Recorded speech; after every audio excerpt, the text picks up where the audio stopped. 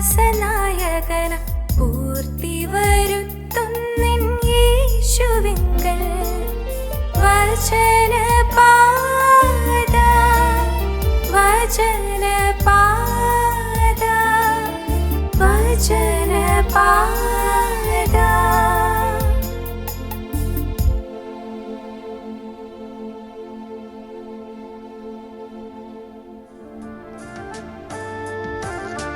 ചോദിച്ചതിലും നനച്ചതിലും പരമായി എന്നെ നടത്തിയ ദൈവത്തിനു സ്തോത്രം.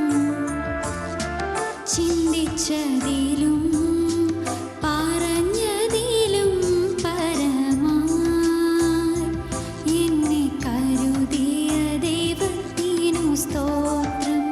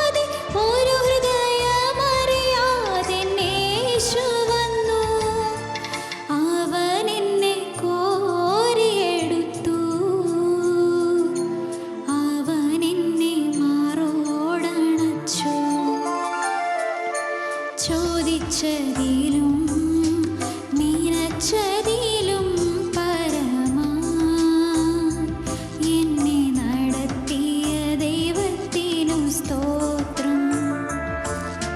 ചിന്തിച്ചതിലും പറഞ്ഞതിലും പരമായി എന്നെ കരുതിയ ദൈവത്തിനു സ്തോത്രം. ദൈവ തിരുനാമത്തിന് മഹത്വം ഉണ്ടാകട്ടെ. കർത്താവായ യേശുക്രിസ്തുവിൻ്റെ പരിശുദ്ധമായ നാമത്തിൽ എല്ലാവർക്കും സ്നേഹവന്ദനം അറിയിക്കുകയാണ്. ദാവീദ് ഇപ്രകാരം പ്രാർത്ഥിച്ചു. 86 സങ്കീർത്തനം അതിൻ്റെ 16 വാക്യം. യഹോവേ, എങ്കിലേക്ക് തിരിഞ്ഞ് എന്നോട് കൃപയുണ്ടാകണമേ. നിന്റെ ദാസന് നിന്റെ ശക്തി തന്ന് നിന്റെ ദാസിയുടെ പുത്രനെ രക്ഷിക്കണമേ. എന്നെ പകയ്ക്കുന്നവർ കണ്ട് ലജ്ജിക്കേണ്ടതിന് നന്മയ്ക്കായി ഒരടയാളം എനിക്ക് തരണമേ. ഈ അനുഗ്രഹിക്കപ്പെട്ടതായ ദിവസം നാം ദൈവസന്നിധിയിൽ പ്രാർത്ഥനയോടെ കർത്താവിൻ്റെ കൃപയ്ക്കായി യാചിച്ചുകൊണ്ട് ദാവീദിനോടൊപ്പം നാമും പ്രാർത്ഥിക്കുകയാണ്. കർത്താവേ, എന്നെ പകയ്ക്കുന്നവർ കണ്ട് ലജ്ജിക്കേണ്ടതിന്. ഇന്നെനിക്ക് ലജ്ജയുണ്ട്. മറ്റുള്ളവർ എന്നെ പകയ്ക്കുന്നുണ്ട്, പരിഹസിക്കുന്നുണ്ട്. പല രീതിയിലും ഞാൻ ആത്മീകമായും ഭൗതികമായും ലജ്ജാഭാരത്തോടെ അവിടുത്തെ തിരുസന്നിധിയിൽ ഇരിക്കുകയാണ്. യേശുവേ, ഇന്ന് അവിടുന്ന് എഴുന്നള്ളി വന്ന് എൻ്റെ ഹൃദയത്തിലേക്ക് എഴുന്നള്ളി വന്ന് എൻ്റെ ദുഃഖം മാറ്റണമേ, എൻ്റെ സങ്കടം പോക്കണമേ. എനിക്ക് അവിടുത്തെ തേജസ് കൊണ്ട് എന്നെ നിറച്ച് സ്വർഗീയ സമാധാനത്തിൽ എന്നെ നിറയ്ക്കണമേ എന്ന് പ്രാർത്ഥനയോടെ ദൈവസന്നിധിയിലായിരിക്കാം. ദൈവമക്കളെ, നമ്മളെ പിശാച് പകയ്ക്കുന്നതായ അനേക സന്ദർഭങ്ങളുണ്ട്. നമ്മിൽ ലജ്ജാകരമായ പല സന്ദർഭങ്ങൾ നമ്മുടെ ജീവിതത്തിൽ വരാറുണ്ട്. എന്നാൽ ദൈവം അതെല്ലാം മാറ്റി നന്മയ്ക്കായി അടയാളം തരുന്നവനാണ്. യെരമ്യാ പ്രവാചകൻ പറയും 29 അധ്യായം 11 വാക്യത്തിൽ പറയും, നിങ്ങൾ പ്രത്യാശിക്കുന്ന ശുഭഭാവി വരുവാൻ തക്കവണ്ണം നിങ്ങളെക്കുറിച്ച് നിരൂപിക്കുന്ന നിരൂപണങ്ങൾ ഇന്നവ എന്ന് ഞാൻ അറിയുന്നു. അവ തിന്മയ്ക്കല്ല നന്മയ്ക്കുള്ള അടയാളങ്ങളത്രേ എന്ന് യഹോവയുടെ അരുളപ്പാട്. ദൈവത്തിന് സ്തോത്രം. ദൈവമക്കളെ, ദൈവം നമുക്ക് വേണ്ടി ഏറ്റവും നന്മയായത്, ഏറ്റവും അനുഗ്രഹീതമായ അനുഭവങ്ങൾ കർത്താവ് നമുക്ക് വേണ്ടി ഒരുക്കി തരികയാണ്. ദുഷ്ടനായ പൈശാചികൻ നമ്മെ ജീവിതത്തിൽ തകർക്കുവാൻ നോക്കുന്നു. അറുപ്പാനും മുടിപ്പാനും മോഷ്ടിപ്പാനും വരുന്ന കള്ളനായ പൈശാചികൻ നമ്മുടെ അനേകരുടെ ജീവിതത്തെ തകർക്കുന്നു, പാപത്തിലേക്ക് നമ്മെ വലിച്ചിഴയ്ക്കുന്നു. തന്മൂലം ജീവിതത്തിൽ അനേകർ ലജ്ജാഭാരത്തോടെ കഴിയുന്നു. ദൈവമക്കളെ, നമ്മൾ ജീവിതത്തിലേക്ക് തിരിഞ്ഞു നോക്കൂ. എന്തെല്ലാം ലജ്ജാകരമായ കാര്യങ്ങൾ നമ്മുടെ ജീവിതത്തിലുണ്ട്. ഇന്ന് മനുഷ്യർ, ചുറ്റുപാടിലുള്ള മനുഷ്യർ നോക്കുമ്പോൾ മാത്രമല്ല, ഇന്ന് പൈശാചിക ശക്തികൾ നമ്മെ നോക്കി തള്ളപ്പെട്ട് നാം കഴിയുന്ന വ്യക്തികളാണോ? നാം ചിന്തിക്കുക. ദൈവത്തിന് സ്തോത്രം. ഇന്ന് സാമ്പത്തികമായി തകർന്നടിഞ്ഞു കഴിയുന്നവരുണ്ട്, രോഗത്തിൻ്റെ ബാധയിൽപ്പെട്ട് വലയുന്നവരുണ്ട്, കടം കയറി മുടിഞ്ഞു, അതുപോലെ മക്കൾ അരുതാത്തതായ വഴികളിലേക്ക് തിരിഞ്ഞു. പല രീതിയിലും മാതാപിതാക്കൾ ലജ്ജിതരായി കഴിയുകയാണ്. പിതാവിൻ്റെ മദ്യപാനം, ഭർത്താവിൻ്റെ ദുഷിച്ചതായ പ്രവണതകൾ, ഭാര്യയുടെ വാക്കുകൾ, പല രീതിയിലും മനുഷ്യൻ്റെ മുഖം ഇന്ന് കുമ്പിട്ടിരിക്കുകയാണ്, ലജ്ജാഭാരത്തോടെ ഇരിക്കുന്നു. പ്രിയരെ, ഒരു കാര്യം ഉറപ്പാണ്. അന്ന് അപ്പോസ്തലനായ യോഹന്നാൻ ഗായോസിന് ലേഖനം എഴുതുമ്പോൾ 3-ാമത്തെ ലേഖനത്തിൽ പറയുന്നുണ്ട്, എൻ്റെ പ്രിയനെ, നിന്റെ ആത്മാവ് ശുഭമായിരിക്കുന്നത് പോലെ നീ സകലത്തിലും ശുഭമായും സുഖമായും ഇരിക്കണമെന്ന് പ്രാർത്ഥിക്കുന്നു. ദൈവത്തിൻ്റെ ആഗ്രഹം അതാണ്. നമ്മുടെ ആത്മാവ് ശുഭമായിരിക്കുന്ന പോലെ സകലത്തിലും ശുഭമായി സുഖമായി ഇരിക്കുന്ന ഒരവസ്ഥ. നമ്മുടെ എല്ലാ ആത്യന്തികമായ നന്മ ദൈവം നമ്മിലൂടെ ആഗ്രഹിക്കുന്നു, കാണുന്നു. എന്നെ എങ്ങനെയാണ് അനുഗ്രഹിക്കാനായിട്ട് സാധിക്കുക? ദൈവത്തിൻ്റെ ഹൃദയത്തിൻ്റെ വലിയ ദാഹമാണ് നമ്മിലേക്ക് സ്വർഗത്തിൻ്റെ അനുഗ്രഹം പകരുക എന്നുള്ളത്. നിങ്ങൾ പ്രത്യാശിക്കുന്ന ശുഭഭാവി വരുവാൻ തക്കവണ്ണം നിങ്ങളെക്കുറിച്ചുള്ള നിരൂപണങ്ങൾ, യഹോവയുടെ നിരൂപണങ്ങൾ ദൈവം നിരൂപിക്കുകയാണ്. ദൈവം ചിന്തിക്കുകയാണ്, ഈ മകനെ, ഈ മകളെ എപ്രകാരം അനുഗ്രഹിക്കാമെന്ന്. ദൈവത്തിന് സ്തോത്രം. പ്രിയപ്പെട്ടവരെ, നാം ആരും നിരാശപ്പെടേണ്ടവരല്ല. നമുക്കൊരു ദൈവമുണ്ട്, നമുക്കൊരു ഉടയവനുണ്ട്. നമ്മുടെ ജീവിതത്തിൽ ഒരുപക്ഷേ പാപം വന്നിരിക്കാം, വീഴ്ചകൾ വന്നിരിക്കാം, അരുതാത്ത കാര്യങ്ങൾ സംഭവിച്ചിരിക്കാം. പക്ഷേ നാം എല്ലാവരും ഒരു മനസ്സോടെ, ഒരു ഹൃദയത്തോടെ, കർത്താവേ, അവിടുന്ന് എന്നോട് കരുണ ചെയ്യണമേ, എന്നോട് കൃപ തോന്നണമേ, നിന്റെ ദാസന് നിന്റെ ശക്തി തന്ന് നിന്റെ ദാസിയുടെ പുത്രനെ രക്ഷിക്കണമേ, എന്നെ പകയ്ക്കുന്നവർ കണ്ട് ലജ്ജിക്കേണ്ടതിന് നന്മയ്ക്കായി അടയാളം തരണമേ എന്ന പ്രാർത്ഥനയോടെ ദൈവസന്നിധിയിലേക്ക് വരുന്ന ഒരു വ്യക്തിയുടെ ജീവിതത്തിൽ യേശുക്രിസ്തു അത്ഭുതങ്ങൾ പ്രവർത്തിക്കും.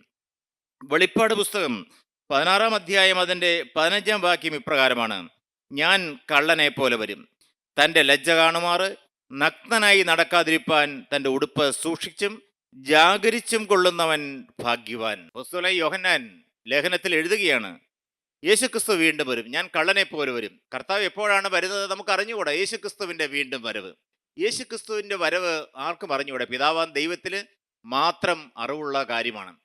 ദൈവമക്കളെ, നമ്മുടെ ജീവിതമാകുന്ന ഈ വസ്ത്രം നാം കാത്ത് സൂക്ഷിക്കണം.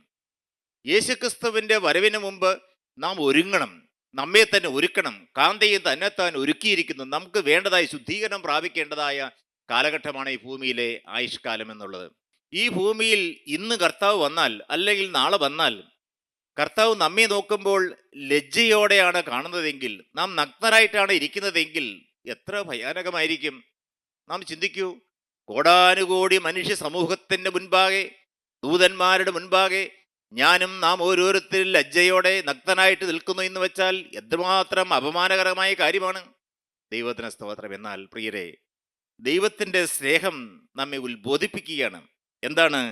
തൻ്റെ ലജ്ജ കാണുമാറ് നഗ്നനായി നടക്കാതിരിപ്പാൻ തൻ്റെ ഉടുപ്പ് സൂക്ഷിച്ചും ജാഗരിച്ചും കൊള്ളുന്നവനാണ് ഭാഗ്യവാൻ. നാം ജാഗരിക്കണം, നാം തന്നെത്താൻ സൂക്ഷിക്കണം. ദൈവത്തിന് വചനം പറയുന്നു, ദൈവത്തിൽ നിന്ന് ജനിച്ചവൻ തന്നെത്താൻ സൂക്ഷിക്കുന്നു, ദുഷ്ടൻ അവനെ തൊടുന്നതുമില്ല. നാം നമ്മെ തന്നെ പരിപാലിക്കുവാൻ നമുക്കുള്ള ബാധ്യതയുണ്ട്. ഒരു തെറ്റിലേക്ക് പോകാതെ നാം നമ്മെ തന്നെ സംരക്ഷിക്കേണ്ടത് ഉത്തരവാദിത്തം നമുക്ക് ഓരോരുത്തർക്കുമുണ്ട്. നാം ഉടുപ്പ് സൂക്ഷിക്കണം. ഉടുപ്പ് എന്ന് പറയുന്നത് ജീവിതമാകുന്ന വസ്ത്രമാണ്. നമ്മുടെ പുറമേയുള്ള വസ്ത്രമല്ല, പുറമേയുള്ള ആഭരണങ്ങളല്ല. നമ്മുടെ ജീവിതം സമ്പൂർണ്ണമായി ക്രിസ്തുവിൻ്റെ രക്തത്തിൽ മറഞ്ഞിരിക്കുന്ന ഭാഗ്യകരമായൊരു അനുഭവം. ഉൽപ്പത്തി പുസ്തകം 3-ാം അധ്യായം അതിൻ്റെ 10-ാമത്തെ വാക്യം വായിക്കുമ്പോൾ നാം അവിടെ കാണുന്നുണ്ട്, തോട്ടത്തിൽ നിന്റെ ഒച്ച കേട്ടിട്ട് ഞാൻ നഗ്നനാകൊണ്ട് ഭയപ്പെട്ടു ഒളിച്ചു എന്ന് അവൻ പറഞ്ഞു. നിത്യനായ ദൈവം, സ്നേഹവാനായ ദൈവം, മഹാപരിശുദ്ധനായ ദൈവം ആദാമിനെയും ഹൗവയെയും സൃഷ്ടിച്ച് ഏദൻ തോട്ടത്തിലാക്കി. സംഭവം നമുക്കറിയാം. തൻ്റെ സ്വരൂപത്തിലും സാദൃശ്യത്തിലും ദൈവം മനുഷ്യനെ ആ തോട്ടത്തിൽ എല്ലാവിധമായ സമൃദ്ധിയോടുകൂടെ അവനെ അവിടെ ആക്കി, തോട്ടം കാപ്പാനും വേല ചെയ്യുവാനും. എന്നാൽ പ്രിയരെ, ദൈവവചനത്തിന് വിരുദ്ധമായി പിശാച് തോട്ടത്തിലേക്ക് കടന്നു വന്നപ്പോൾ അവന്റെ വാക്കുകൾക്ക് ആര് ചെവി കൊടുത്തു? മനുഷ്യൻ ചെവി കൊടുക്കേണ്ടി വന്നു. അപ്പോസ്തലനായ പൗലോസ് പറയുന്നുണ്ട്, 2 കൊരിന്ത്യർ ലേഖനം 11-ാം അധ്യായം 2-ാം വാക്യം, ഞാൻ ക്രിസ്തു എന്ന ഏക പുരുഷന് നിങ്ങളെ നിർമ്മല കന്യയായി ഏൽപ്പിപ്പാൻ വിവാഹ നിശ്ചയം ചെയ്തിരിക്കുന്നു. എന്നാൽ സർപ്പം ഹവ്വായെ ഉപായത്താൽ ചതിച്ചതുപോലെ നിങ്ങളുടെ മനസ്സ് ക്രിസ്തുവിനോടുള്ള ഏകാഗ്രതയും നിർമ്മലതയും വിട്ട് വഷളായി പോകുമോ എന്ന് ഞാൻ ഭയപ്പെടുന്നു. നമ്മളുടെ ഹൃദയം വഷളത്വത്തിലേക്ക്, പാപത്തിലേക്ക്, അശുദ്ധിയിലേക്ക്, തിന്മയിലേക്ക് പോകുമോ എന്ന് ദൈവം, നിത്യദൈവം ഭയപ്പെട്ടുകൊണ്ട് നിൽക്കുകയാണ്. പ്രിയരെ, ഇന്ന് മനുഷ്യന്റെ ജീവിതത്തിലേക്ക് നോക്കൂ. അന്ന് ഏദൻ തോട്ടത്തിലേക്ക് കടന്നു വന്ന ദൈവം ചോദിച്ചു, നീ എവിടെ? ഇന്ന് അതേ ചോദ്യം എന്നോടും നാം ഓരോരുത്തരും ചോദിക്കുന്നു എങ്കിൽ നമുക്ക് എന്ത് ഉത്തരം പറയുവാനായിട്ട് കഴിയും? പ്രിയരെ, നാം ചിന്തിക്കണം, നാം ജാഗരിക്കണം, നാം ജാഗ്രതയോടെ ഇരിക്കണം. പിശാച് ഏത് സമയത്തും നമ്മെ തകർക്കുവാനായിട്ട് ഉദ്യമിച്ചുകൊണ്ട് വരുന്ന സന്ദർഭമാണ്. തനിക്ക് അല്പകാലമേ ഉള്ളൂ എന്ന് കരുതി അവനറിയാം, പിശാചിനറിയാം ഇനി അല്പകാലമേ ഉള്ളൂ. യേശുക്രിസ്തു വീണ്ടും വരും, തൻ്റെ സഭയെ, മണവാട്ടി സഭയെ എടുത്ത് കൊള്ളപ്പെടും. ഇനി അവന് പ്രവർത്തിപ്പാൻ അധികം കാലമില്ല. അതുകൊണ്ട് അവൻ ഭൂമിയിലൊക്കെ ഊടാടി സഞ്ചരിച്ചുകൊണ്ട് അനേകരെ തൻ്റെ വലയിലാക്കുവാൻ പ്രവർത്തിച്ചുകൊണ്ടിരിക്കുന്ന ഒരു കാലയളവാണിത്. നാം ജാഗ്രതയോടെ ഇരിക്കേണ്ടത്, നാം പ്രാർത്ഥനയോടും ഉപവാസത്തോടും ഇരിക്കേണ്ടത്, ദൈവത്തോടും ദൈവവചനത്തോടും ചേർന്നിരിക്കേണ്ടതിൻ്റെ ആവശ്യകതയാണ്. പിശാചിൻ്റെ ആലോചനയ്ക്ക് മനുഷ്യൻ ചെവി കൊടുത്തു. ദൈവമക്കൾ, എത്ര ഭയാനകമായ ദുരന്തമാണ് മനുഷ്യകുലത്തിൽ പിന്നീട് ഈ കാലം അത്രയും സംഭവിച്ചുകൊണ്ടിരിക്കുന്നത്. ഇന്നും അതേ സംഭവം നടന്നുകൊണ്ടിരിക്കുകയാണ്. നീ എവിടെ? ദൈവത്തിന് സ്തോത്രം. അവൻ നഗ്നനാകൊണ്ട് ഭയപ്പെട്ടു ഒളിച്ചു. പാപം കടന്നു വരുമ്പോൾ നഗ്നനായി പോവുകയാണ്. പുറമേയുള്ള ശരീരത്തിന് നഗ്നത മാത്രമല്ല, ആത്മീയമായി അവൻ നഗ്നനായി പോകുന്നു. ലജ്ജാഭാരത്തോടെ നാം ഒന്ന് ചിന്തിച്ചു നോക്കൂ.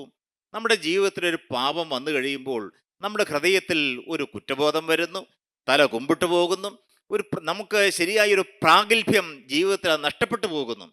ദൈവമക്കളെ, ലജ്ജാഭാരം, ദൈവത്തിന് സ്തോത്രം. എന്നാൽ നിത്യനായ ദൈവം തൻ്റെ അത്ഭുതകരമായ സ്നേഹം മനുഷ്യ ജീവിതത്തിലേക്ക് പകരുകയാണ്. കർത്താവേ, ഞാൻ ലജ്ജിതനായി പോകുവാൻ ഇടവരരുതേ. പിതാക്കന്മാർ പാടി, മന്നവനേ മശീഹാ, സതതം തവ കരുണ വാതിലിൽ മുട്ടുന്നേ, ധനിക നിധി നിലയത്തി ഏകണമേ കൃപയും വാഴ്വും, നീയൻ ഗതി തുണ ചെയ്യുക നിൻ സാക്ഷിയെ ലജ്ജിതനാക്കരുതേ, ശരണവുമെൻ ആശ്രയവും നീയേ. കർത്താവേ, നിന്റെ സാക്ഷിയെ നീ ലജ്ജിതനാക്കരുതേ. ദൈവമക്കളെ, ഭൂമിയിൽ ഞാനും നിങ്ങൾ ജീവുള്ള ദൈവത്തിന്റെ സത്യസാക്ഷികളായി, മഹിമ കണ്ട സാക്ഷികളെ ജീവിപ്പാൻ സ്വർഗത്തിലെ ദൈവം നമ്മെ വിളിച്ചിരിക്കുകയാണ്. മന്നവനെ മശിഹ, സതതം എല്ലായ്പ്പോഴും ഞാനിതാ തിരുമുമ്പാകെ വരികയാണ്. നിന്റെ കരുണയുടെ വാതിൽക്കൽ കർത്താവെ ഞാനിതാ മുട്ടി വിളിക്കുകയാണ്. കൃപയുടെ വാതിൽക്കൽ ഏത് സമയത്തും ഏത് വ്യക്തിക്കും കടന്നു ചെല്ലാം. ദൈവത്തിന് സ്തോത്രം. കൃപയുടെ വാതിൽ ഇന്നും തുറന്നിരിക്കുകയാണ്. ആർക്കും ഏത് സമയത്തും പ്രവേശിക്കാൻ തക്കവണ്ണം സ്വർഗത്തിൻ്റെ കവാടം, കൃപയുടെ ഉറവിടം നമുക്ക് വേണ്ടി തുറന്നിരിക്കുന്നു. തൻ്റെ യേശുവിൻ്റെ തിരുവിലാവ് നമുക്ക് വേണ്ടി തുറക്കപ്പെട്ടിരിക്കുന്നു. പ്രിയപ്പെട്ടവരെ, തൻ്റെ ദേഹമെന്ന തിരശ്ശീല ചീന്തി സ്വർഗരാജ്യത്തിലേക്കുള്ള പ്രവേശനം, ക്രിസ്തുവിൻ്റെ തിരക്തത്താലുള്ള മോചനം, യേശുക്രിസ്തു കാൽവരി ക്രൂശിൽ നമുക്ക് നേടിത്തന്ന രക്ഷ, യേശുക്രിസ്തു കാൽവരി ക്രൂശിൽ നേടിത്തന്നതായ യാഗത്തിലൂടെ നമുക്ക് സ്വർഗത്തിലേക്ക് പ്രവേശനമുണ്ട്. പിതാവാൻ ദൈവത്തിലേക്ക് പ്രവേശനമുണ്ട്. ഞാൻ തന്നെ വഴി, സത്യവും ജീവനുമാകുന്നു, ഞാൻ മുഖാന്തരമല്ലാതെ ആരും പിതാവിൻ്റെ അടുക്കൽ എത്തുന്നില്ല. പ്രിയപ്പെട്ടവരെ, നമുക്ക് വേണ്ടി സ്വർഗം നമ്മുടെ നഗ്നത മാറ്റി നമ്മെ തേജസ്സിൻ്റെ അങ്കി ഉടുപ്പിച്ചുകൊണ്ട് ആ സ്വർഗീയമായ സൗഭാഗ്യത്തിലേക്ക് കർത്താവ് നമ്മെ ദിനംതോറും മാടി വിളിക്കുകയാണ്. ഞാൻ കള്ളനെ പോലെ വരും, തൻ്റെ ലജ്ജ കാണുമാറ് നഗ്നനായി നടക്കാതിരിപ്പാൻ തൻ്റെ ഉടുപ്പ് സൂക്ഷിച്ചും ജാഗരിച്ചും കൊള്ളുന്നവൻ ഭാഗ്യവാൻ. പ്രിയപ്പെട്ടവരെ, കർത്താവായ യേശുക്രിസ്തുവിന്റെ വീണ്ടും വരവെങ്കിൽ ദൈവത്തിന്റെ വചനം പറയുന്നു, ഒന്നാമത്തെ പുനരുത്ഥാനത്തിൽ പങ്കുള്ളവൻ ഭാഗ്യവാനും വിശുദ്ധനുമാകുന്നു. ഒന്നാമത്തെ പുനരുത്ഥാനത്തിൽ പങ്കു ലഭിക്കുക, കർത്താവ് രണ്ടാമത്തെ വരവെങ്കിൽ മേഘപ്രത്യക്ഷതയിൽ നമുക്ക് ദൈവസന്നിധിയിൽ ആയിരിക്കാനുള്ള ഭാഗ്യം. ദൈവത്തിന് സ്തോത്രം. പ്രിയപ്പെട്ടവർ, ഈ മഹാവലിയ സൗഭാഗ്യം എൻ്റെ 33-ാമത്തെ വയസ്സിൽ കർത്താവായ യേശുക്രിസ്തു എനിക്ക് നൽകുകയുണ്ടായി. രക്ഷയുടെ സന്തോഷം. രക്ഷ, ഒരു സഭ എന്ന് പറഞ്ഞാൽ, സഭയുടെ മക്കൾ എന്ന് പറഞ്ഞാൽ രക്ഷിക്കപ്പെട്ടവരുടെ സമൂഹമാണ്. യേശുക്രിസ്തുവിന്റെ തിരക്തത്താൽ വീണ്ടെടുക്കപ്പെട്ട കൃപയാലുള്ള രക്ഷ അനുഭവിക്കാനുള്ള ഭാഗ്യം കിട്ടിയ ജനതയാണ് സഭയുടെ മക്കൾ. പ്രിയരെ, ഈ മഹാവലി സൗഭാഗ്യം നേടിയെടുക്കുക. കഴിഞ്ഞകാല ജീവിത പാപങ്ങളെല്ലാം ക്രിസ്തുവിന്റെ രക്തത്താൽ കഴുകപ്പെട്ട് കിട്ടി എന്നുള്ള ഉറപ്പ് ലഭിക്കുക. ദൈവത്തിന് സ്തോത്രം. ഒന്നാമത്തെ കാര്യം എന്താണ്? നമ്മുടെ പാപം നമ്മെ ലജ്ജിതരാക്കുന്നു. രണ്ടാമത്തെ കാര്യം, പുറപ്പാട് പുസ്തകം 32-ാം അധ്യായം 25-ാമത്തെ വാക്യം, അവരുടെ വിരോധികൾക്ക് മുമ്പാകെ അവർ പരിഹാസമാകത്തക്കവണ്ണം അഹരോൻ അവരെ അഴിച്ചു വിട്ടുകളയാൽ ജനം കെട്ടഴിഞ്ഞവരായി എന്ന് കണ്ടു. ഇതിനാ ദൈവം തൻ്റെ പ്രവാചകനിലൂടെ, മോശയിലൂടെ ദൈവജനത്തെ പുറപ്പെടുവിച്ചു. സംഭവം നമുക്കറിയാം. അത്ഭുതങ്ങൾ പ്രവർത്തിച്ചു. മിസ്രൈമിന്റെ അടിമത്തത്തിലായിരുന്ന ജനത്തെ ജീവനുള്ള ദൈവം ഇറങ്ങി വന്ന് വിടുവിച്ചു. തൻ്റെ ജനത്തെ കനാൻ നാട്ടിലേക്കുള്ള യാത്രയിൽ ഇടക്കാലത്ത് ചില അനർത്ഥങ്ങൾ സംഭവിച്ചു. മോശ പർവ്വതത്തിലേക്ക് കയറിപ്പോയ സമയം ജനമെല്ലാം അഹറോന്റെ അടുക്കൽ വന്നുകൂടി. ഞങ്ങൾക്കൊരു ദൈവത്തെ ഉണ്ടാക്കിത്തരിക. ഈ മോശയ്ക്ക് എന്ത് സംഭവിച്ചു ഞങ്ങൾക്ക് അറിഞ്ഞുകൂടാം. മോശയെ കാണാതിരുന്നപ്പോൾ അഹറോൻ ഒരു കാളക്കുട്ടിയെ വാർത്തുണ്ടാക്കി, ഇതാ നിന്റെ ദൈവം എന്ന് പറഞ്ഞ് ജനമെല്ലാം ആർത്ത് അട്ടഹസിച്ച് ആ കാളക്കുട്ടിയുടെ പിന്നാലെ പോകുന്നതായ ദുരന്തമാണ് പിന്നീട് നാം കാണുന്നത്. പ്രിയപ്പെട്ടവരെ, ഇന്നും ഇത് തന്നെയല്ലേ സംഭവിച്ചുകൊണ്ടിരിക്കുന്നത്?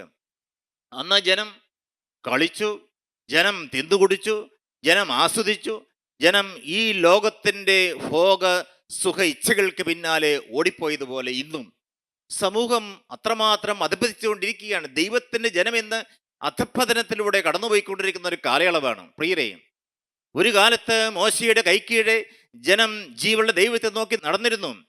പകൽ മേഘസ്തംഭത്തിലും രാത്രി അഗ്നിസ്തംഭത്തിലും ദൈവം അവരെ നടത്തി, ദൈവം അവരെ പോഷിപ്പിച്ചു. അവർക്ക് വേണ്ടതെല്ലാം ദൈവം കൊടുത്തു.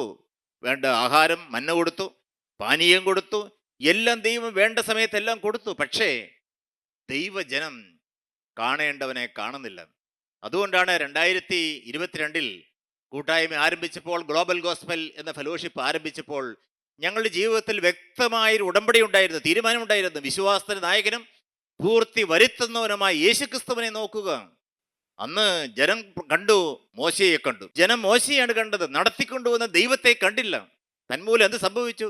ജനം കെട്ടഴിഞ്ഞവരായി, ജനം ചുമതല ബോധമില്ലാത്തവരായി, ജനം കാണേണ്ടവനെ കണ്ടില്ല. ജീവനുള്ള ദൈവത്തിന് മുൻപാകെ പുറപ്പെടേണ്ട ജനം ഇന്ന് കാളക്കുട്ടിയുടെ പിന്നാലെ പോയിക്കൊണ്ടിരിക്കുന്ന ദുരന്തം നമ്മുടെ സമൂഹത്തിൽ നാം കണ്ടുകൊണ്ടിരിക്കുകയാണ്. പ്രിയപ്പെട്ടവരെ, ഒരു മനുഷ്യന് നമ്മെ രക്ഷിക്കുവാൻ വരികയില്ല. രക്ഷകൻ യേശുക്രിസ്തു മാത്രമാണ്. ക്രൂശിലൂടെ അല്ലാതെ നമുക്ക് രക്ഷ അസാധ്യമാണ്, സാധിക്കുകയില്ല. ദൈവത്തിന് സ്തോത്രം. ദൈവം നാം മഹത്വപ്പെടുവാൻ ഇടയാകട്ടെ. കാളക്കുട്ടിയുടെ പിന്നാലെ യഹൂദ ജനം വന്ന് ബാറാബാസിനെ ചോദിച്ചു. ഇന്നും അതേ അവസ്ഥ, ദുരന്തം നാം കണ്ടുകൊണ്ടിരിക്കുകയാണ്. പ്രിയപ്പെട്ടവരെ, കെട്ടഴിഞ്ഞ ജീവിതം, വചനവിരുദ്ധമായ ജീവിതം മനുഷ്യനെ ലജ്ജയിലേക്ക് നടത്തുകയാണ്. ഇന്ന് സമൂഹത്തിൽ വിലയുണ്ട്, പൈസയുണ്ട്, ജീവിതത്തിൽ സാഹചര്യമുണ്ട്, എല്ലാം ഉണ്ട്. എന്നാൽ ഒരു കാര്യം നോക്കൂ പ്രിയപ്പെട്ടവരെ, യഥാർത്ഥത്തിൽ ദൈവസന്നിധിയിൽ ഒരു കളങ്കമറ്റ ജീവിതത്തിന്റെ ഉടമസ്ഥരായി ജീവിക്കാൻ നമുക്ക് സാധിക്കുന്നുണ്ടോ? ദൈവത്തിന്റെ പരിശുദ്ധാത്മാവ് നമ്മെ നടത്തിക്കൊണ്ടുപോകുന്ന ആത്മീയമായ അനുഭവത്തിലേക്ക് വരുവാൻ നമുക്ക് സാധിക്കുന്നുണ്ടോ? യെരമ്യാ പ്രവാചകൻ പറയും 23:40, ഞാൻ നിങ്ങൾക്ക് നിത്യനിന്ദയും മറന്നുപോകാത്ത നിത്യ ലജ്ജയും വരുത്തുമെന്നും. വീണ്ടും അതിന് 23:1 പറയുകയാണ്, കാരണം പറയുകയാണ്, എൻ്റെ മേച്ചൽപ്പുറത്തെ ആടുകളെ നശിപ്പിക്കുകയും ചിതറിക്കുകയും ചെയ്യുന്ന ഇടയന്മാർക്ക് അയ്യോ കഷ്ടമെന്ന്. ജനത്തെ വഴി നടത്തുന്ന ഇടയന്മാർ, അവർക്ക് അയ്യോ കഷ്ടം. കാരണം എന്താണ്? ജനം കെട്ടഴിഞ്ഞു പോയി. ഞാൻ നിങ്ങൾക്ക് നിത്യനിന്ദയും മറന്നുപോകാത്ത നിത്യ ലജ്ജയും വരുത്തുമെന്ന്. സങ്കീർത്തനക്കാരൻ പറയുന്നുണ്ട്, ഞാൻ അവൻ്റെ ശത്രുക്കളെ ലജ്ജ ധരിപ്പിക്കും, അവൻ്റെ തലയിലോ കിരീടം ശോഭിക്കുമെന്ന്. പ്രിയപ്പെട്ടവരെ, കെട്ടഴിഞ്ഞു പോകുന്ന ജനം നിത്യ ലജ്ജയിലേക്ക് പോവുകയാണ്. പരിശുദ്ധാത്മാവിൻ്റെ നടത്തിപ്പില്ലാതെ, പരിശുദ്ധാത്മാവിൻ്റെ വചനത്തിന് കീഴിൽ അല്ലെങ്കിൽ പോക്ക് ലജ്ജയിലേക്കാണ്. മനുഷ്യൻ ചിന്തിക്കുന്നില്ല. അതുകൊണ്ടാണ് കരുണയുള്ള കർത്താവായ യേശുക്രിസ്തു പറയുകയുണ്ടായി, യോഹന്നാന്റെ സുവിശേഷം 5-ാം അധ്യായം 27, 28, 29 വാക്യങ്ങൾ. കല്ലറകളിലുള്ളവർ എല്ലാവരും അവൻ്റെ ശബ്ദം കേട്ട് നന്മ ചെയ്തവർ നിത്യജീവനായും തിന്മ ചെയ്തവർ ന്യായവിധിക്കായും പുനരുത്ഥാനം ചെയ്യുവാനുള്ള നാഴിക വരുന്നു എന്ന്. പ്രിയപ്പെട്ടവർ, എല്ലാവരും ഉയർത്തെഴുന്നേൽക്കും. ഒന്നാമത്തെ പുനരുത്ഥാനത്തിൽ വിശുദ്ധന്മാർ മാത്രം ഉയർത്തെഴുന്നേൽക്കും. എന്നാൽ രണ്ടാമത്തെ പുനരുത്ഥാനം അത് ന്യായവിധിയിലേക്കുള്ള യാത്രയാണ്. ജനം നിത്യനാശത്തിലേക്ക് പോവുകയാണ്. ഒന്നാമത്തെ പുനരുത്ഥാനത്തിൽ പങ്കു ലഭിക്കുക, പ്രിയപ്പെട്ടവരെ, ഭാഗ്യകരമായ അവസ്ഥ. അത് ആർക്കാണ് ലഭിക്കുന്നത്? അത് വിശുദ്ധന്മാർക്ക് മാത്രമേ ലഭിക്കുകയുള്ളൂ. എന്നാൽ രണ്ടാമത്തെ പുനരുത്ഥാനത്തിൽ നിത്യ ലജ്ജയിലേക്ക് മനുഷ്യൻ കൂപ്പുകുത്തുന്ന ദുരന്തം കാണുവാനായിട്ട് കഴിയും. പ്രിയപ്പെട്ടവരെ, നമ്മുടെ ജീവിതം എങ്ങനെയാണ്? പണ്ട് BC 3-ാമത്തെ നൂറ്റാണ്ടിൽ ജീവിച്ചിരുന്ന ഡയോജനീസ് ഗ്രീക്ക് താത്വികനായിരുന്നു, നമുക്കറിയാം. അദ്ദേഹം ഇങ്ങനെ ഗ്രീക്കിൻ്റെ തെരുവിലൂടെ യാത്ര ചെയ്ത് പോവുകയാണ്. പക്ഷേ നടക്കുന്നത് പുറകോട്ട് നടന്നു പോവുകയാണ്. ജനം അത് കണ്ടപ്പോൾ അമ്പരന്ന് ഭയപ്പെട്ടു പോയി. എന്തു പറ്റി? ബുദ്ധിമാനായ ഡയോജനീസ് പുറകോട്ട് നടന്നു പോകുന്ന ഈ കാഴ്ച, അദ്ദേഹത്തിൻ്റെ പോക്ക് കണ്ട് പലരും ഭയപ്പെട്ടു. അടുത്ത് എന്ന് ചോദിക്കാൻ ഭയമാണ്. ബഹുമാന്യനായ അവരുടെ ഗുരുവാണ്, ആചാര്യനാണ്. ഗുരു, ഇതെന്തു പറ്റി? പലരും പറഞ്ഞു അദ്ദേഹത്തിൻ്റെ ബുദ്ധിഭ്രമമായി എന്ന്. പ്രിയപ്പെട്ടവരെ, ചെറുപ്പക്കാർ വിനയത്തോടെ അദ്ദേഹത്തിന് അടുക്കൽ ചെന്ന് ചോദിച്ചു, ഗുരു, താങ്കൾ അങ്ങ് ഇപ്പോൾ പുറകോട്ടാണ് നടന്നുകൊണ്ടിരിക്കുന്നത്. അദ്ദേഹം കൊടുത്ത മറുപടി എന്താണെന്നറിയാമോ? സ്വമനസാക്ഷിയുടെ സ്വരം കേൾക്കാത്ത നിങ്ങൾ ജീവിതം പിന്നോട്ടല്ലേ നയിച്ചുകൊണ്ടിരിക്കുന്നത്. സ്വമനസാക്ഷിയുടെ ആ ഒരു സ്വരം, ദൈവത്തിൻ്റെ സ്വരം കേൾക്കാതെ പോകുന്ന മനുഷ്യൻ പുറകോട്ട് പോയിക്കൊണ്ടിരിക്കുകയാണ്. അധപ്പതനത്തിലേക്ക് പോയിക്കൊണ്ടിരിക്കുകയാണ്. ലജ്ജിതനായി ഈ ലോകത്തിന് പിന്നാലെ പോയിക്കൊണ്ടിരിക്കുകയാണ്. ദൈവത്തിന് സ്തോത്രം. പ്രിയപ്പെട്ടവരെ, ഒരിക്കൽ മറ്റൊരു സംഭവം, ഒരു കഥയാണ്. ഒരു കായലിൻ്റെ കരയിൽ ഒരു തേളും ആമയും കടന്നു വന്നിരിക്കുകയാണ്. തേളിന് ആഗ്രഹം അക്കരയ്ക്ക് പോകണമെന്ന്. ആമയോട് ചോദിച്ചു, എന്നെ ഒന്ന് അക്കരയ്ക്ക് കൊണ്ടുപോകാമോ? ആമ പറഞ്ഞു, അയ്യോ, നീ എന്നെ കുത്തും, നീ എന്നെ ഉപദ്രവിക്കും, എനിക്ക് വേദന അനുഭവിക്കേണ്ടതായിട്ട് വരും, സാധ്യമല്ല. അയ്യോ, ഒരിക്കലും ഞാൻ അങ്ങനെ ചെയ്യുകയില്ല.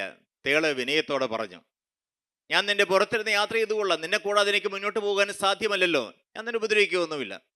രണ്ടുപേരും സമ്മതിച്ചു. ആമയുടെ മുകളിൽ തേളിങ്ങനെ സുഖമായി യാത്ര ചെയ്തു പോവുകയാണ്. കായലിൻ്റെ മധ്യ എത്തിയപ്പോൾ തേൾ എന്ത് ചെയ്തു?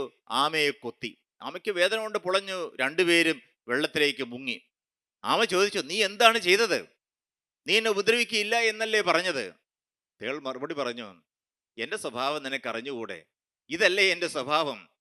ദൈവത്തിന് സ്തോത്രം. പ്രിയപ്പെട്ടവരെ, ഇന്ന് മനുഷ്യൻ, ഈ ലോകത്തിൻ്റെ പിന്നാലെ പോയിക്കൊണ്ടിരിക്കുന്ന മനുഷ്യൻ, മുങ്ങിത്താണ് നാശത്തിലേക്ക് പോകുന്ന മനുഷ്യൻ അറിയുന്നില്ല. നാം വഹിച്ചുകൊണ്ട് പോകുന്നത് ഈ ഭയാനകമായ പാപത്തെയാണ് വഹിച്ചുകൊണ്ട് പോകുന്നത് എന്ന്. ഈ പിശാചിൻ്റെ ആലോചനയ്ക്കനുസരിച്ചാണ് മനുഷ്യൻ ഇന്ന് പോകുന്നത് എന്ന് മനുഷ്യൻ ചിന്തിക്കുന്നില്ല. ഒരു ദിവസം അവൻ നമ്മെ കൊത്തും. പ്രിയപ്പെട്ടവരെ, നാശകരമായ ആഴത്തിലേക്ക് പോകേണ്ട ദുരന്തം സംഭവിക്കും. ഇന്ന് നാം മനം തിരിയുക, ഇന്ന് നാം ജാഗ്രതയോടെ ഇരിക്കുക. അതുകൊണ്ടാണ് വചനം പറഞ്ഞത് നാം ജാഗ്രതയോടെ ഇരിക്കണമെന്ന്. ദൈവത്തിന് സ്തോത്രം. ഞാൻ കള്ളനെ പോലെ വരും, തൻ്റെ ലജ്ജ കാണുമാർ നഗ്നനായി നടക്കാതിരിപ്പാൻ തൻ്റെ ഉടുപ്പ് സൂക്ഷിച്ചും ജാഗരിച്ചും കൊള്ളണമെന്ന്. പ്രിയപ്പെട്ടവരെ, നാം നമ്മെ തന്നെ സൂക്ഷിക്കുന്നവരായിരിക്കണം. ദാനിയേൽ പ്രവാചകന്റെ പുസ്തകം 12-ാം അധ്യായം 2-ാം വാക്യത്തിൽ പറയും, നിലത്തിലെ പൊടിയിൽ നിദ്രകൊള്ളുന്നവരിൽ പലരും ചിലർ നിത്യജീവനായും ചിലർ നിത്യ ലജ്ജയ്ക്കുമായി ഉണരുമെന്ന്. ഈ ഭൂമിയിൽ നാം ഇന്ന് ഒന്നിച്ചായിരിക്കുകയാണ്. ചിലർ നിത്യജീവനായി ഉണരും, മറ്റു ചിലരോ നിത്യ ലജ്ജയ്ക്കുമായി ഉണരും. വീണ്ടും ദാനിയേൽ പ്രവാചകൻ പറയുകയാണ്, ബുദ്ധിമാന്മാർ ആകാശമണ്ഡലത്തിലെ പ്രഭ പോലെയും പലരെയും നീതിയിലേക്ക് തിരിക്കുന്നവർ നക്ഷത്രങ്ങളെ പോലെയും എന്നുമെന്നേക്കും പ്രകാശിക്കും. പ്രിയരെ, ഈ സമൂഹത്തിൽ നമുക്ക് ജീവിക്കുന്ന ക്രിസ്തുവിൻ്റെ ജ്യോതിസുകളായി ഭൂമിയിൽ നമുക്ക് ജീവിക്കുവാൻ സ്വർഗത്തിൽ ദൈവം നമ്മെ വിളിച്ചിരിക്കുകയാണ്. ദൈവത്തിന് സ്തോത്രം, ദൈവത്തിന് സ്തോത്രം. ദാനിയേൽ പ്രവാചകന്റെ പുസ്തകം 12-ാം അധ്യായം 10-ാം വാക്യത്തിൽ പറയും, പലരും തങ്ങളെ ശുദ്ധീകരിച്ച് നിർമ്മലീകരിക്കും, തങ്ങളെ തന്നെ ശോധന കഴിക്കും, എന്നാൽ ദുഷ്ടന്മാർ ദുഷ്ടത പ്രവർത്തിക്കും, ദുഷ്ടന്മാർ അത് തിരിച്ചറിയുകയുമില്ല എന്ന്. പ്രിയപ്പെട്ടവരെ, ദുരന്തമാണ്. അവർ തിരിച്ചറിയുന്നില്ല, സുബോധമില്ല, നഷ്ടപ്പെട്ടു പോവുകയാണ്. എന്നാൽ ബുദ്ധിമാന്മാരോ, അവർക്ക് ലഭിക്കുന്ന ഭാഗ്യം എന്താണ്? ഒന്ന്, അവർ തങ്ങളെ തന്നെ ശുദ്ധീകരിക്കും, തങ്ങളെ തന്നെ നിർമ്മലീകരിക്കും. മാത്രവുമല്ല, തങ്ങളെ തന്നെ ശോധന കഴിച്ച് തങ്ങളുടെ ജീവിതത്തിലെ വീഴ്ചകൾ എന്താണ്, എൻ്റെ ജീവിതത്തിലെ പരാജയം എന്താണ്, ഈ നിത്യ ലജ്ജ മാറുവാൻ തക്കവണ്ണം ഞാൻ എന്താണ് ചെയ്യേണ്ടത്, തങ്ങളെ തന്നെ ശോധന കഴിക്കും. തങ്ങളുടെ പാപത്തിൻ്റെ അവസ്ഥ, എൻ്റെ ഹൃദയം, കർത്താവെ എന്നെ ഒന്ന് പരിശോധിക്കണമേ, വ്യസനത്തിലുള്ള മാർഗം എന്നിൽ ഉണ്ടോ എന്ന് നോക്കി ശാശ്വത മാർഗത്തിൽ എന്നെ നടത്തണമേ എന്നുള്ള പ്രാർത്ഥനയുടെ ദൈവസന്നിധിയിലായിരിക്കും. പ്രിയപ്പെട്ടവരെ, ദൈവത്തിന് സ്തോത്രം. അപ്പോസ്തലനായ പൗലോസ് പറയുന്നുണ്ട്, സുവിശേഷത്തെക്കുറിച്ച് എനിക്ക് ലജ്ജയില്ല. നമുക്ക് സുവിശേഷത്തെക്കുറിച്ച് ലജ്ജയുണ്ടോ പ്രിയപ്പെട്ടവരെ? എങ്കിൽ അന്ന് നാം ലജ്ജിതരായി നിൽക്കേണ്ടതായിട്ട് വരും. ദൈവത്തിന് സ്തോത്രം. അപ്പോസ്തലനായ പൗലോസ് അതോട് പറയുകയാണ്, സത്യവചനത്തെ യഥാർത്ഥമായി പ്രസംഗിച്ചുകൊണ്ട് ലജ്ജിക്കാൻ വകയില്ലാത്ത, ലജ്ജിക്കാൻ സംഗതിയില്ലാത്ത വേലക്കാരനായി ദൈവത്തിന് കൊള്ളാകുന്നവനായി നിൽപ്പാൻ ശ്രമിക്കുക എന്ന് 2 തീമോഥെയോസ് 2:15. പ്രിയപ്പെട്ടവരെ, ഈ ഭൂമിയിൽ നമുക്ക് ക്രിസ്തുവിന് വേണ്ടി നിലകൊള്ളണം, യേശുവിൻ്റെ സത്യസാക്ഷികളായി ജീവിക്കണം. എന്താണ് ചെയ്യേണ്ടത്? യെശയ്യാപ്രവചനം 61:10 പറയും, അവൻ എന്നെ രക്ഷാവസ്ത്രം ധരിപ്പിച്ച് നീതി എന്ന അങ്കി ഇടിവിച്ചിരിക്കുന്നുവല്ലോ. പ്രിയപ്പെട്ടവരെ, രക്ഷയുടെ വസ്ത്രം, ക്രിസ്തുവിൻ്റെ തിരക്തത്താൽ കഴുകൽ പ്രാപിച്ച് ഒരു പുതിയ മനുഷ്യനായി തീരുക. നമ്മുടെ പാപ വഴികളോട് യാത്ര പറയണം. ഒരു പുതിയ മനുഷ്യനായി ഞാൻ ജീവിക്കുമെന്നൊരു തീരുമാനം നമ്മൾ ഓരോരുത്തരും എടുക്കുക. പഴയ മനുഷ്യനെ അവൻ്റെ പ്രവൃത്തികളോട് ഉരിഞ്ഞു കളഞ്ഞ് പുതുമനുഷ്യനെ ധരിക്കുന്ന ഒരവസ്ഥ. പ്രിയപ്പെട്ടവരെ, ദൈവസ്തോത്രം. അവനിൽ വിശ്വസിക്കുന്ന ഒരുത്തനും ലജ്ജിച്ചു പോകുകയില്ല. വിശ്വാസത്തോടെ ഇന്ന് ആരെല്ലാം ക്രിസ്തുവിൻ്റെ അരികിലേക്ക് വരുന്നുണ്ട്. യേശു നമുക്ക് വേണ്ടി ഒരു ലജ്ജാപാത്രമായി എന്ന ക്രൂശിൽ കടന്നു. പ്രിയപ്പെട്ടവരെ, എൻ്റെ ലജ്ജ മാറ്റുവാൻ, എൻ്റെ ദുരിതം മാറ്റുവാൻ, എൻ്റെ സങ്കടം മാറ്റുവാൻ ആ ക്രിസ്തുവിനായി നമുക്ക് ജീവിതം സമർപ്പിക്കാം. കർത്താവെ, ഇന്നു മുതൽ ഒരു പുതിയ വ്യക്തിയായി ജീവിപ്പാൻ എന്നെ തന്നെ അവിടുത്തെ കരങ്ങളിലേക്ക് സമർപ്പിക്കുക. നമുക്ക് ജീവിതം ഏൽപ്പിച്ചു കൊടുക്കാം. പ്രിയപ്പെട്ടവരെ, യേശു നമ്മെ സ്നേഹിക്കുകയാണ്. യേശുക്രിസ്തുവിൻ്റെ തിരക്തം നമ്മെ കഴുകുവാൻ കർത്താവ് ആഗ്രഹത്തോടെ നിൽക്കുകയാണ്. ആ നല്ലവനായ ക്രിസ്തുവിൻ്റെ കരങ്ങളിലേക്ക് ഏൽപ്പിച്ചു കൊടുക്കാം. കർത്താവെ, എന്നെ നന്നായി കഴുകണമേ, യേശുവെ എന്നെ ശുദ്ധീകരിക്കണമേ, തിരക്തത്താൽ എന്നെ മറയ്ക്കണമേ. ആദാമിന്റെ ലജ്ജ മാറ്റുവാൻ നിത്യനാ ദൈവം ഏദൻ തോട്ടത്തിലേക്ക് എഴുന്നള്ളി വന്നു. അന്ന് അത്തിയിലയാണ് മനുഷ്യൻ ആടയാഭരണമായി ധരിച്ചത്. എന്നാൽ പ്രിയപ്പെട്ടവരെ, നിത്യനാ ദൈവം അവൻ്റെ തോൽ കൊണ്ട് വസ്ത്രമുണ്ടാക്കി യേശുവിനെ ധരിക്കുക. ദൈവത്തെ ധരിച്ച പുണ്യപ്പെട്ട പിതാക്കന്മാർ ജീവനുള്ള ദൈവത്തെ ധരിച്ചുകൊണ്ട് ഈ ഭൂമിയിൽ ജീവിക്കുക, ക്രിസ്തുവിനായ ജീവിതം ഫലമേൽപ്പിച്ചുകൊണ്ട് ജീവിക്കുക, യേശുവിൻ്റെ പിന്നാലെ പോവുക, ദൈവവചനത്തിന് വിധേയപ്പെട്ട് ജീവിക്കുക. കർത്താവെ, ഇന്ന് മുതൽ ഞാൻ നിന്റെ സാക്ഷിയായി ജീവിക്കും, ക്രിസ്തുവിനായി ജീവിക്കാൻ എന്നെ തന്നെ ഏൽപ്പിച്ചു കൊടുക്കുന്നു. കർത്താവിന് കരങ്ങളിലേക്ക് ഏൽപ്പിക്കാം, പ്രാർത്ഥിക്കാം. ജീവിതം നല്ലവനായ യേശു ക്രിസ്തു ഇന്നു മുതൽ നടത്തട്ടെ, നമ്മെ അനുഗ്രഹിക്കട്ടെ.